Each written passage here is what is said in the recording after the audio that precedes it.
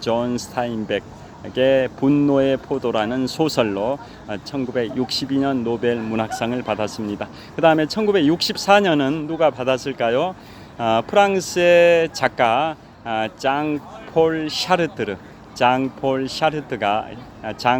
샤르트르라는 프랑스 작가가 구토라는 소설이자 철학서인 구토라는 작품으로 노벨 문학상을 받으셨는데 수상을 거부를 했습니다. 수상을 매우 이례적입니다. 수상을 거부했습니다. 어제 소개해드렸던 노벨 평화상 수상자들 중에서도 1973년에 노벨 평화상을 받으신 분이 미국의 제37대 대통령 리처드 닉슨 대통령 시절에 국무장관을 했었던 헨리 키신저, 유대인 출신이죠. 헨리 키신저가 제37대 미국 대통령 리처드 닉슨 대통령 시절에 국무장관을 했던 분이 헨리 키신저인데요. 그분이 1973년에 베트남 전쟁 종전을 위한 정전 협정을 맺은 분이 바로 헨리 키신저 미국 국무장관이었고, 그 당시에 정전협정의 파트너가 북베트남의 정치 지도자였습니다. 북베트남의 정치 지도자였는데요. 그 북베트남의 정치 지도자하고 미국의 국무장관 헨리 키신저가 1973년에 베트남 전쟁 종전을 위한 정전 협정을 맺었습니다. 그래서 베트남 전쟁이 1964년에 북베트남이 베트남의 통킹만, 한자로는 동경만의 정박에 있는 미국 군함에 폭격을 가하면서 미국이 베트남 전쟁에 참전을 해서 1964년부터 73년까지 만 9년 정도 베트남 전쟁이 전개되다가 미국이 유일하게 패배했던 전쟁이 베트남 전쟁이지 않습니까? 그래서 1973년에 미국의 국무장관 헨리 키신저와 북베트남의 정치 지도자가 정전 협정을 맺었는데, 그래서 그 공로로 그 두 사람이 공동으로 1973년에 노벨 평화상을 받았는데요. 그런데 미국 국무장관 헨리 키신저는 그 노벨 평화상을 수상했지만은 그 북베트남의 그 정치 지도자는 그 수상을 거부했습니다. 거부할 때 어떤 말을 남겼냐면, 아직 나의 조국에는 평화가 오지 않았다. 나는 전시 정부의 정치 지도자이지 평화의 사도가 아니다 라는 이 말을 남기면서 1973년 노벨 평화상 수상을 거부를 했었습니다. 굉장히 이례적입니다. 자, 그리고 헨리 키신저도 1973년 노벨 평화상 수상 시점으로부터 2년 후에 결국은 북베트남이 남베트남에 대해서 총공격을 가해가지고 결국 베트남을 완전히 공산화 시켜버렸지 않습니까? 그게 1975년이고, 그래서 베트남의 남쪽의 끝에 있는 사이공이 함락이 됐죠. 사이공, 지금의 호치민인데요.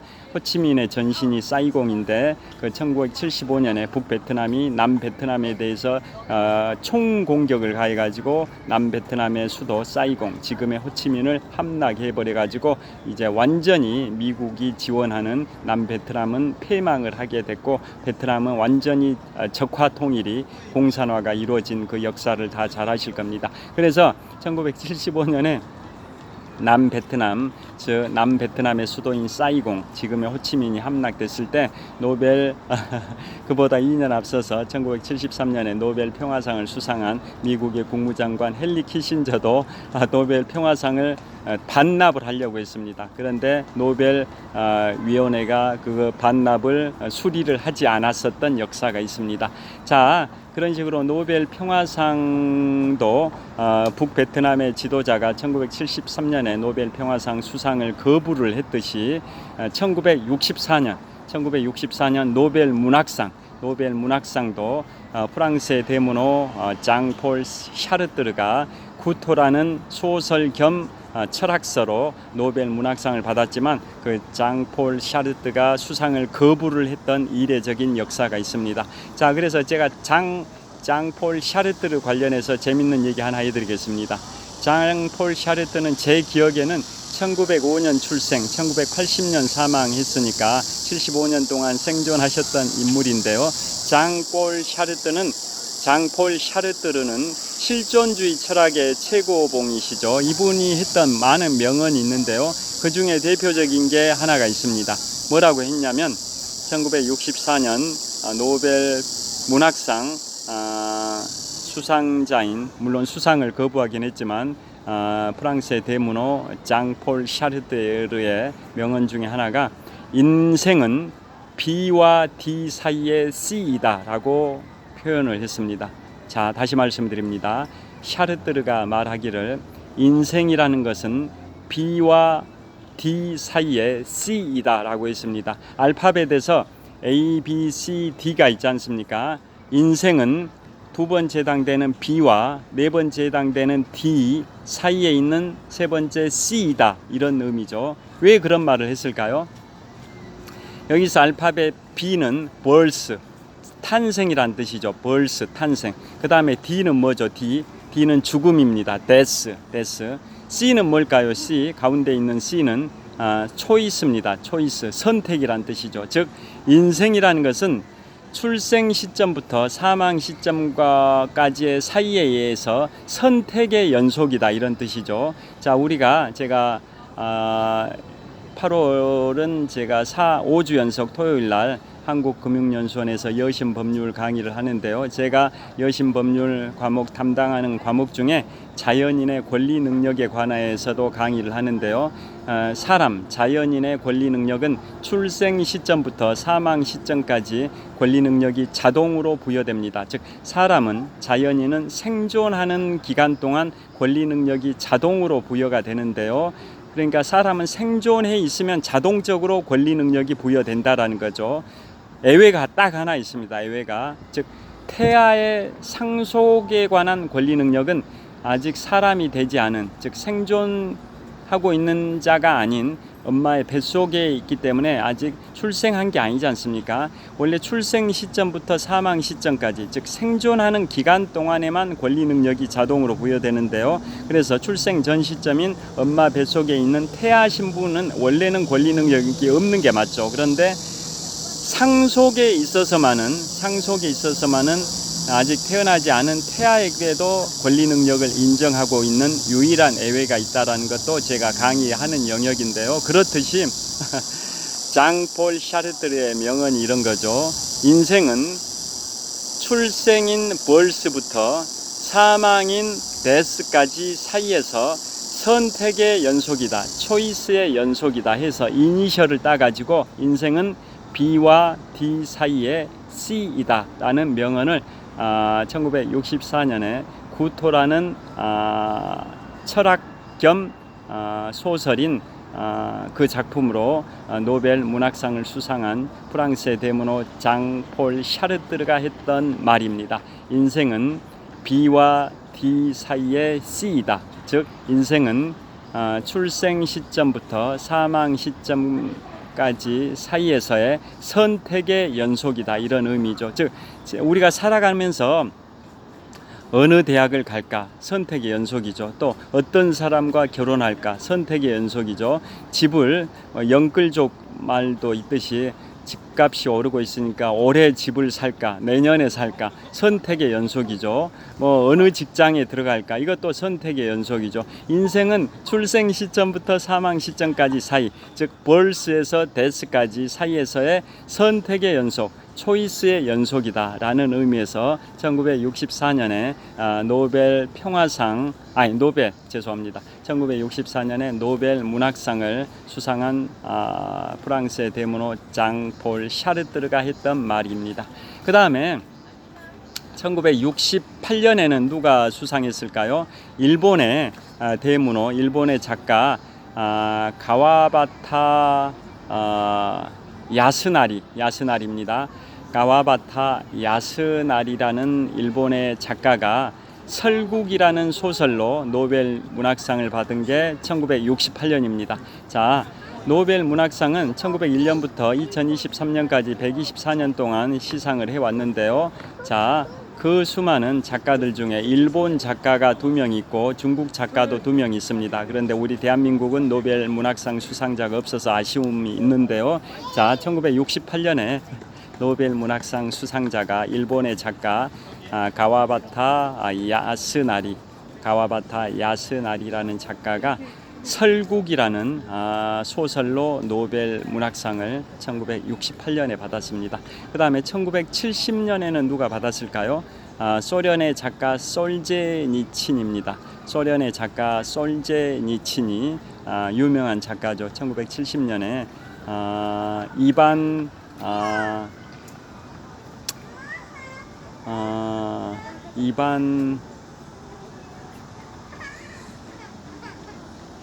이름 첫자가 기억이 안 나요. 제목이 소설 작품의 제목이 이반 너서비치의 이반 너리소비치의 하루라는 제목이죠. 그 글자 하나가 철자가 생각이 안 나는데 나이가 들어가니까 철자가 잘 생각이 안 납니다. 자, 1970년 노벨 문학상 수상자는 소련의 솔제니친이 소설 제목이 이반 너서비치의 하루라는 제목이죠. 여하튼 그 철자가 생각이 하나 안 나서 죄송합니다. 자, 이반 땡땡 소비치의 하루입니다. 제가 그렇게 처리하겠습니다. 1970년 노벨 문학상 수상자는 소련의 작가 솔제니친의 이반 땡땡 소비치의 하루입니다. 자, 그 소설로 노벨 문학상을 받았고요. 그 다음에 1971년에는 누가 받았을까요? 이제 남미 쪽으로 갑니다. 남미 칠레의 대문호 파브르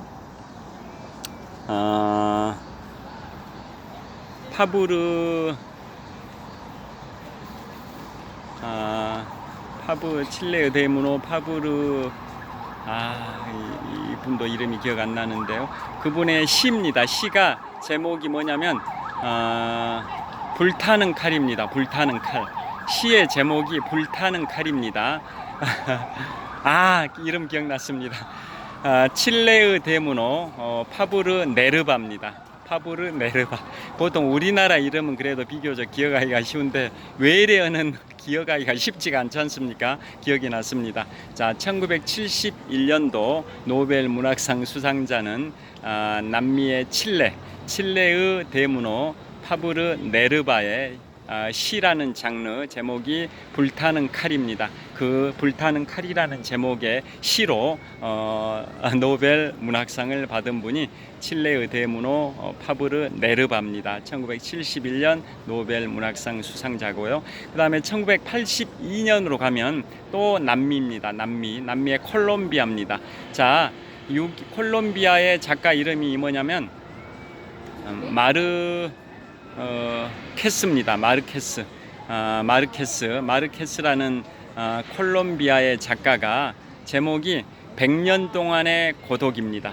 100년 동안의 고독이라는 소설 작품으로 1982년에 노벨 문학상을 수상을 했습니다. 자, 콜롬비아 커피도 유명하고 자메이카 커피, 온두라스 이런데 커피가 베네수엘라 이런 커피들이 좀 유명한 남미 국가가 있지 않습니까?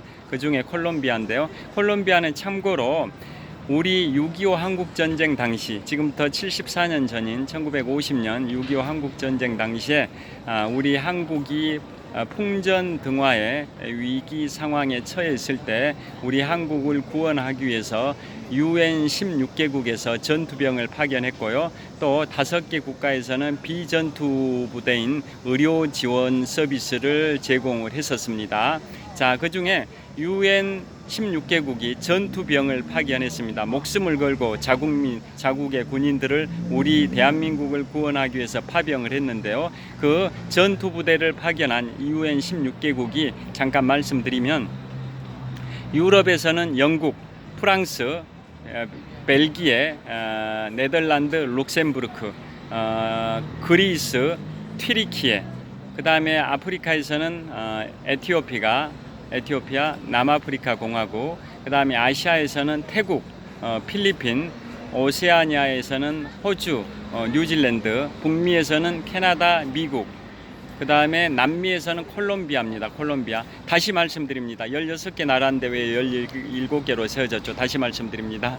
6.25 한국전쟁 당시에 우리 한국을 풍전등화의 위기 상황에서 구원하기 위해서 전투 부대를 파견한 UN 16개국이 있습니다. 유럽에서는 영국, 프랑스, 벨기에, 네덜란드, 룩셈부르크, 그리스, 튀르키예, 아프리카에서는 에티오피아, 남아프리카 공화국, 그 다음에 아시아에서는 태국, 필리핀, 오세아니아에서는 호주, 뉴질랜드, 북미에서는 미국, 캐나다, 남미에서는 콜롬비아입니다. 콜롬비아. 이래서 총 16개 국가가 대한민국을 구원하기 위해서 6.25 한국전쟁 당시에 전투병과를 파견했는데요. 그 전투부대를 파견한 UN 16개국 중에 하나가 남미의 콜롬비아입니다. 콜롬비아. 그래서 그 콜롬비아의 작가 바로 마르케스라는 작가가 1982년에 100년 동안의 고독이라는 소설로 노벨 문학상을 수상을 했습니다. 자, 그게 바로 1982년 노벨 문학상 수상자 콜롬비아 국적의 마르케스라는 작가의 소설 작품명 100년 동안의 고독입니다. 그 다음에 1994년에 노벨 문학상 수상자는 바로 일본입니다. 다시 일본. 아까 68년도 노벨 문학상 수상자도 일본의 작가 가와바타 야스나리가 설국이라는 소설로 68년에 노벨 문학상을 수상했는데요. 또 1994년에도 일본 작가 이름이 오에 겐자부로 오에 겐자부로입니다. 자, 1994년 노벨 문학상 수상자는 일본의 작가 오에 겐자부로라는 작가가 개인적인 체험이라는 제목의 소설로 1994년 노벨 문학상을 받았습니다. 그 다음에 2016년도의 노벨 문학상 수상자는 누굴까요? 매우 유명합니다. 밥 딜런이라는 가수입니다. 밥 딜런. 1916년이니까 지금부터 6년 전입니다. 8년 전. 지금부터 8년 전이죠. 올해가 2024년이니까 2016년이면 지금부터 8년 전인데요. 지금부터 8년 전인 2016년도 노벨 문학상 수상자는 미국의 북부 미네소타주 출신의 밥 딜런이라는 매우 유명한 가수로는 전무후무하게 노벨 문학상을 받았습니다. 자, 밥 딜런이라는 그 가수가 노래 가사 Like a Rolling Stone 매우 유명하죠. Like a Rolling Stone 구르는 돌처럼 이런 의미지 않습니까? 이 노래 가사로 노벨 문학상을 받은 매우 이례적인 케이스입니다. 자, 2016년 노벨 문학상 수상자 미국 미네소타주 출신의 밥 딜런 가수가 노벨 문학상을 받은 전무후무한 케이스이기도 하고 또 시도 아니고 소설도 아니고 희곡도 아니고 뭐 수필도 아니고 역사서도 아니고 노래 가사 Like a Rolling Stone이라는 구르는 돌처럼이라는 제목의 그 노래 가사로 노벨 문학상을 받은 아주 드문 케이스, 아주 희소한 케이스인데요. 자, 이분은 어떤 분이냐면 대중음악의 최고봉이라고 할 수도 있죠. 자, 물론 올해 2월에 그래미 올해의 앨범상 4번을 수상해가지고 전무후무한 기록을 세운 미국 펜실베이니아주에서 출생했다가 12살의 나이에 컨트리 음악을 배우기 위해서 테네시주로 옮겨서 지금은 세계적인 팝스타가 된 테일러 스위프트가 올해 2월에 그래미 올해의 앨범상을 역사상 처음으로 4번 수상을 했는데요. 그 전에 3번 수상을 했던 미국의 가수는 3명이 있죠. 자, 프랭크 시나트라, 폴 사이먼, 스티비 원더 이 3사람이 공동 1위였죠. 프랭크 시나트라, 폴 사이먼, 스티비 원더 이 세 사람이 그래미 올해의 앨범상을 3번 수상을 해가지고 공동 1위였는데요. 그 기록을 깬 사람이 올해 2월 달에 그래미 올해의 앨범상을 4번 수상해서 기록을 깬 분이 바로 테일러 스위프트라는 거 다 잘 아실 겁니다. 나이가 35살밖에 안 되는 젊은 여성이신데요. 세계적인 팝스타이죠. 자, 그렇게 유명한 가수들이 있듯이 밥 딜런도 매우 유명한 대중음악의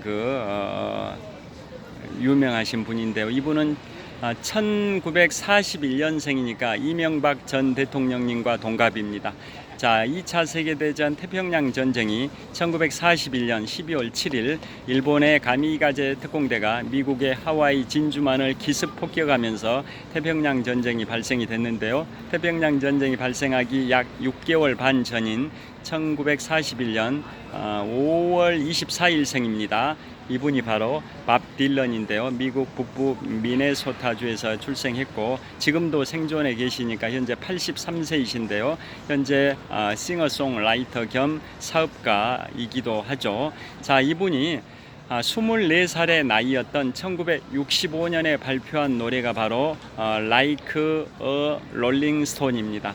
자, 1965년에 24살의 나이로 발표한 Like a Rolling Stone, 한국어로는 구르는 돌처럼이라는 제목인데요. 이 노래 가사가 1965년에 발표된 때로부터 51년이 흐른 2016년도에 바로 그 노래 가사가 시도 아니고 소설도 아니고 수필도 아니고 역사서도 아니고 희곡도 아닌 그 노래 가사 Like a Rolling Stone이라는 노래 가사가 2016년에 노벨 문학상을 받았습니다. 자, 그 Like a Rolling Stone 노래 대강 러닝 타임은 6분 13초입니다. 굉장히 긴 편이죠. 보통 노래 한 곡이 한 3-4분 정도 되는데요. 이 Like a Rolling Stone이라는 노래는 러닝 타임이 6분 13초짜리인데요. 그 노래의 요지는 이런 거죠. 핵심은 자, 당신이 잘 나가던 시절에 굉장히 거만하게 굴었었지. 아나무인처럼 거만하게 기고만장하게 굴었었지. 그런데 지금은 추락해가지고 사회 밑바닥 생활을 하는 당신의 현재 처지를 한번 생각해봐라. 당신의 현재 처지가 길바닥에 굴러다니는 돌처럼 그러게 쓸모없는 그러한 하찮은 존재로 추락을 해버렸는데 지금 기분이 어떠냐? 약간은 비아냥거리는 듯한 그런 노래 가사 내용이죠. 당신이 옛날에 잘 나가던 시절에는 굉장히 주위 사람들을 무시하고 아나무인이고 기고만장하고 거만했었는데 지금은 사회 밑바닥으로 추락해가지고 길바닥에 굴러다니는 돌처럼 하찮은 존재가 돼버렸는데 그래서 지금 당신의 심정이 어떠냐 이런 식으로 굉장히 비아냥거리는 듯한 그런 느낌이 오는 노래 가사가 바로 그 구르는 돌처럼 길바닥에 쓸모없는 것처럼 하찮게 굴러다니는 그 돌처럼 사회 밑바닥 처지로 신분이 전락한 당신의 처지가 상황이 이렇게 급전직하해가지고 한때는 잘 나갔을 때는 그만했는데 지금은 급전직하 신분이 추락해가지고 길바닥에 굴러다니는 돌처럼 Like a Rolling Stone처럼 그러게 신분이 추락해버린 이 상황을 경험하고 있는 당신의 기분이 어쩌냐.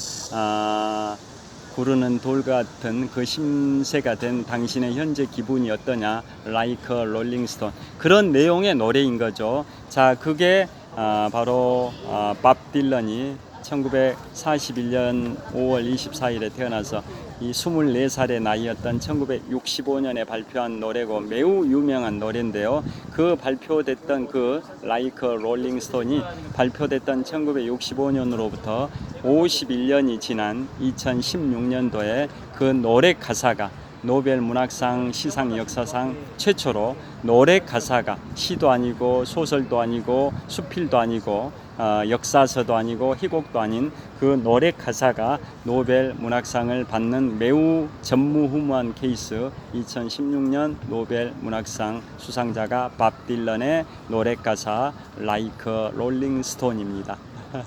자, 현재 시각이 1시간 8분 정도 촬영했는데요.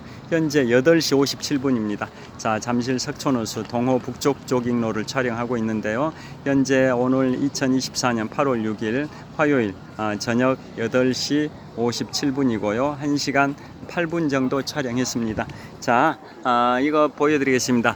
잠실 석촌호수 동호 북쪽 조깅로를 비추고 있는데요. 산책하는 분들, 달리는 분들 각자의 방식으로 8월 6일 화요일 밤 9시 직전 이 시간을 보내고 계십니다. 자, 이곳 잠실 석촌호수 동호 북쪽 조깅로 바로 북쪽에 접해 있는 게 롯데월드타워입니다. 123층 555m 높이 기준 세계 5위 규모 OECD 국가 38개 회원국 중에서는 가장 높은 빌딩 롯데월드타워입니다. 자, 이제 마무리를 하려고 합니다. 자, 잠실 석촌호수 동호 북쪽 조깅로 노천 카페도 보이고요. 산책하는 분들, 달리기 하는 분들 각자의 방식으로 저녁 시간을 보내고 있고요. 자, 동호의 풍경을 보여드리고 있습니다. 잠실 석촌호수 동쪽에 있는 호수라고 해서 동호의 풍경이고요. 저기 불빛이 현란한 곳이 동호와 서울을 연결하는 굴다리이고요. 굴다리 위로 송파대로를 질주하는 차량들의 행렬이 보이고요. 굴다리 너머로 서쪽에 있는 호수가 서쪽에 있다 해서 서호입니다. 서호. 그리고 여기는 동호 북쪽 조깅로 옆에 있는 나무 데크 시설에서 저희가 촬영을 하고 있습니다.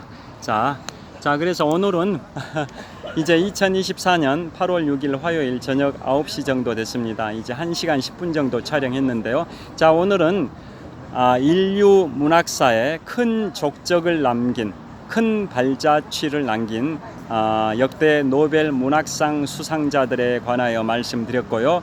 일본에는 2명의 수상자가 있고 중국에도 2명 있는데 우리 대한민국은 아직 없어서 아쉬움이 있습니다. 그래서 예전에 타임즈인가 미국의 어떤 언론에서 보도한 내용을 제가 인용을 해드리면, 한국은 다른 나라들에 비해서 독서량이 굉장히 부족하답니다. 성인들 평균 독서량이 1년에 책을 한 권도 읽지 않는 성인이 한 절반 정도는 되는 것 같습니다. 그리고 나머지 절반 정도는 1년에 한 권 이상의 책을 읽긴 하는데, 읽어도 읽는 사람들이 뭐 1년에 10권 이하로 읽죠. 그에 반해서 다른 나라들은 독서량이 상대적으로 많다고 합니다. 그런데 우리나라는 상대적으로 독서량이 작은데요.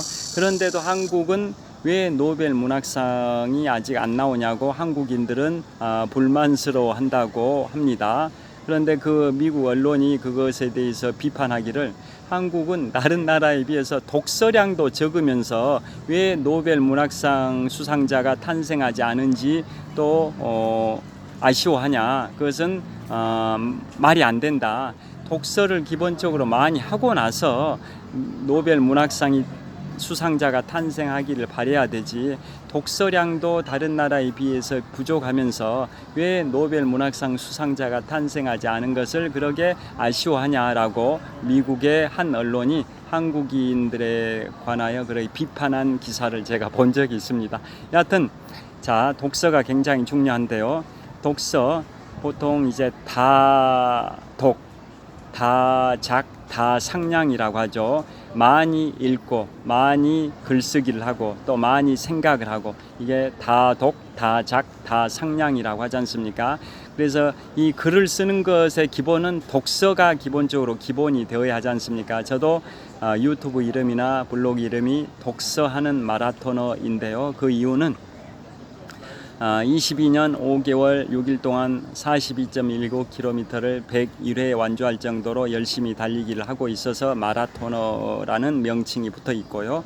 또 독서하는 이라는 수식어가 붙어 있는 이유는 시중은행 근무하던 시절부터 인문학 서적을 1000권 이상 독파를 했습니다.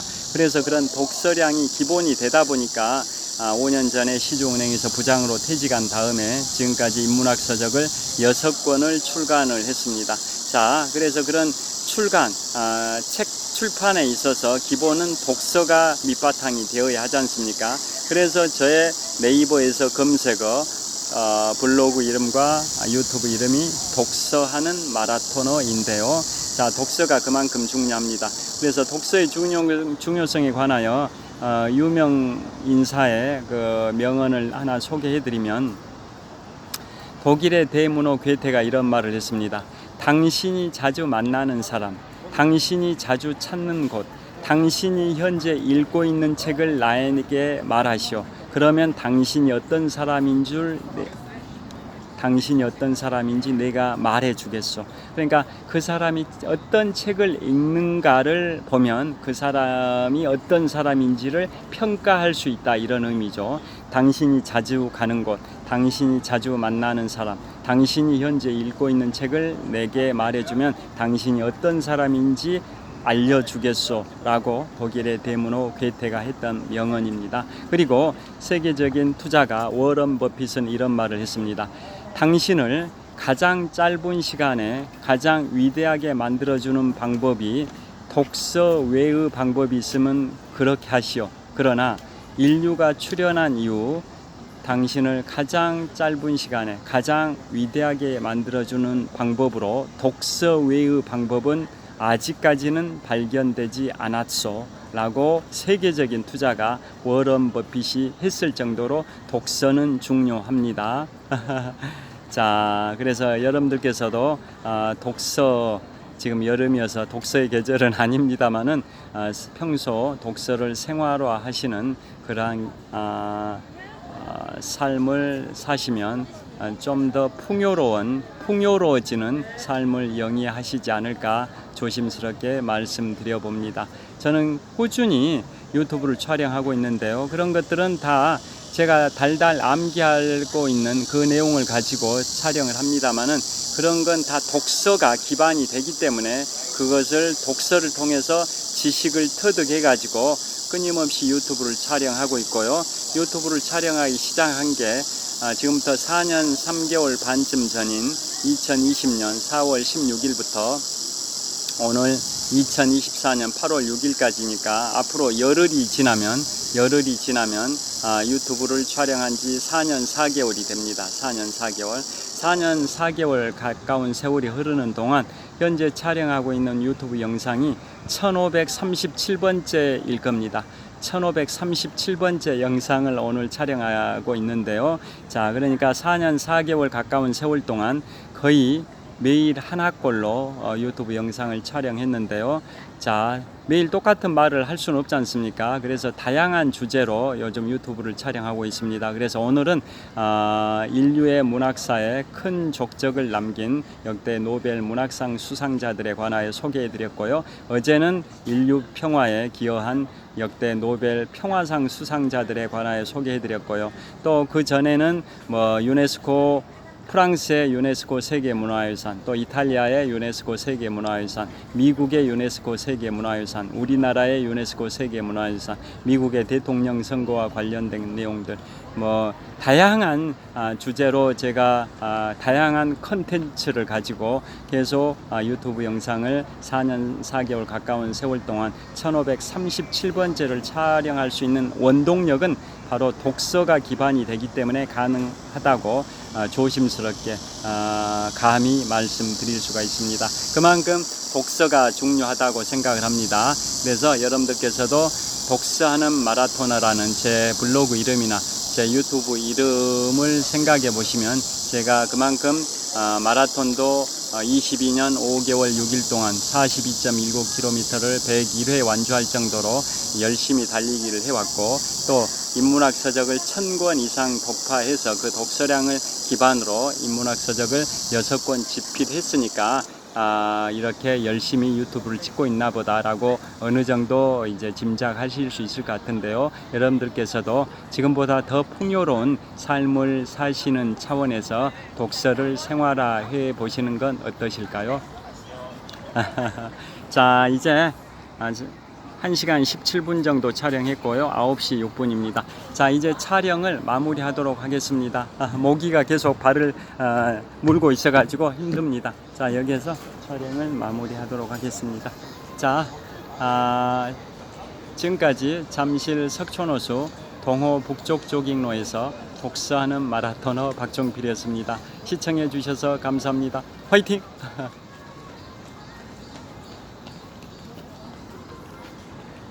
자, 감사합니다. 좋은 하루 되십시오. 평안한 밤 되십시오.